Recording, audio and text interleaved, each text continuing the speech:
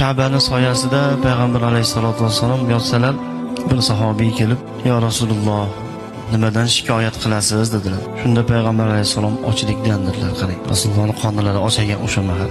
Shunda haligi sahobiy yig'lab, "Sizni qoningiz ossa-yu, men shundoq yurarmidim" deb orqalariga sekin qaytib bir xurmozorga borib, ana shu xurmozorning egasi bilan bir bitim qildiki, "Ke mana shu xurmoyini sug'orib beraman, har bir paqiriga bir donadan xurmo berasan." Necha paqirdir suv toshib xurmolarni sug'orib berdi, evaziga bir hovuch xurmoli bo'ldi. Haligi xurmoni olib kelib, haligi sahobiy, "Mana bu xurmolardan yeb oling, mana shu xurmolar bilan qoningizni to'ygizing" dedilar. Payg'ambar alayhisalom haligi xurmolardan olib yerkanlar, "Shu xurmolarni borib ishlab qiynalib men uchun olib keldingmi?" dedilar payg'ambar alayhisalom. "Ha, ey Allohning rasuli, nima uchun bu ishni qilding? Sizni yaxshi ko'rganligim sababli" dedilar. Payg'ambar alayhisalom xurmoni yerkanlar, "Ha, meni yaxshi ko'rasanmi?" "Nihoyatda yaxshi ko'raman ya Rasululloh."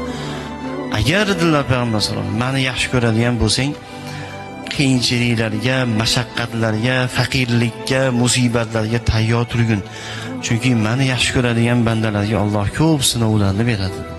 Meni yaxshi ko'rgan bandalarga Alloh shunaqangi faqirona, haqirona, oddiy sodda hayotni beradi. Boshiga musibatlar tushadi.